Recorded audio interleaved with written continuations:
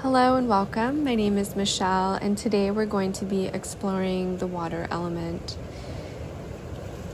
I find it to be very special for us to be talking about this as I experienced sitting in silence with only the sound of water around me during my yoga teacher training in Hawaii, and this is the video and sound that you're hearing. We had a day of silence and we ended our 36 hours by having a silent meditation at this beach.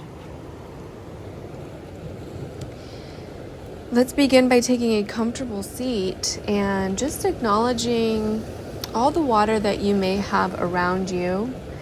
If you don't have any specifically that you can think of, let me give you some ideas. We are, first of all, made of at least 70, if not 80% water.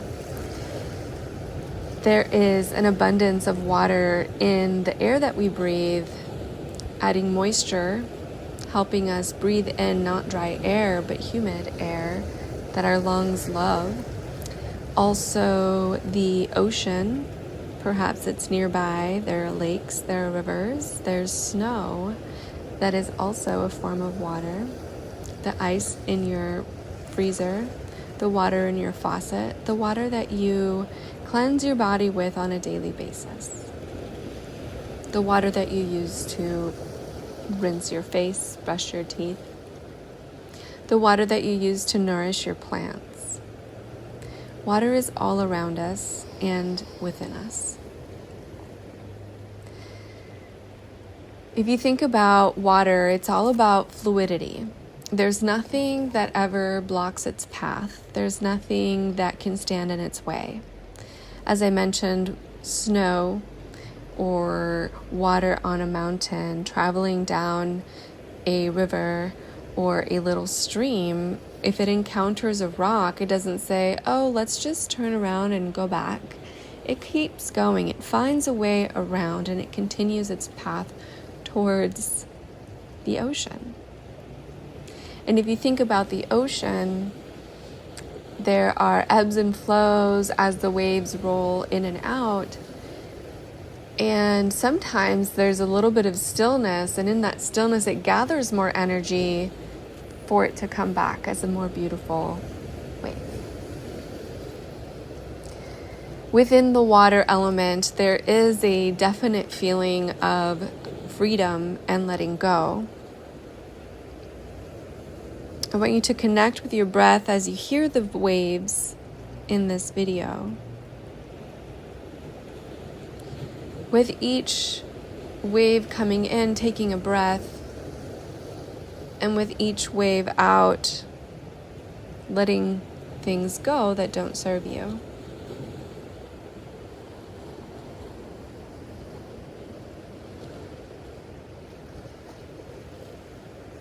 And as you begin to have that awareness of your breath, start to think about your body and consider places where you might have a little bit of tension, and maybe breathe into that space, allowing yourself to let go and find more comfort.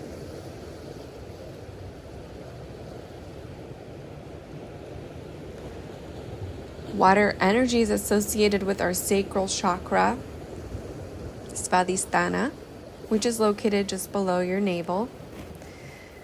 This is an area that is connected to our sensual energy and emotions, fluidity, empathy, and femininity. The seed sound of this chakra is VAM, V-A-M. And as you say this word, VAM, and we analyze where we hear and feel the vibrations, you first feel the buzzing at your lips with the V, VAM, and then it progresses towards the throat, opening up the throat and chest, VAM, and the M, VAM, hums through your skull and your body.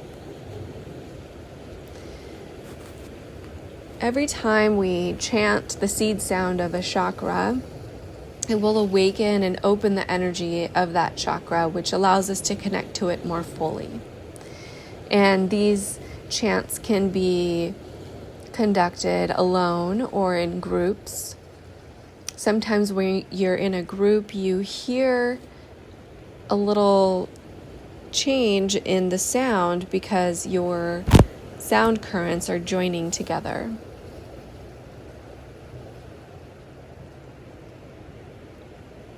Vam, vam.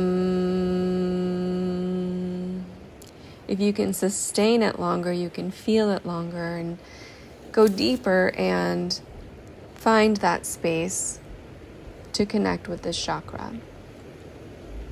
As mentioned, your second chakra is related to emotions. If you want to imagine a color with this chakra, it's a vibrant orange. When this chakra is in balance, our emotions just flow through us just like water does. And whatever emotions are present is just part of our day. It's not something that we judge. It's energy that is just there.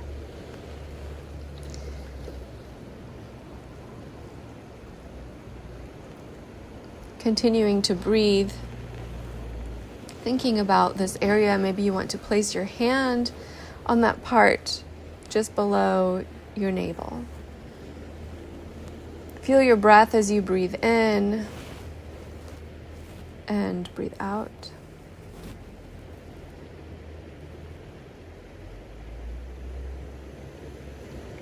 Even if the emotion you're feeling in a given moment is fear, having this chakra in balance allows you to have fear without judging if it's good or bad. Any emotion that you have is. We don't need to judge it. We don't need to think about it. We just need to acknowledge that it's there and continue with it or without it. It's your choice. Sometimes if we've not visited a chakra, we'll open up things that might become fearful. There are things within our bodies that kind of hide in the shadows, the unknown perhaps. And it's important that you give yourself grace and compassion and understanding when you're exploring your chakras. Every emotion you have is valid. You can see them rise, you can see them fall away, you can choose to let them go with each breath. You can imagine the water coming towards you with the wave, and as it retrieves back out to the ocean, let it take with it anything that doesn't serve you.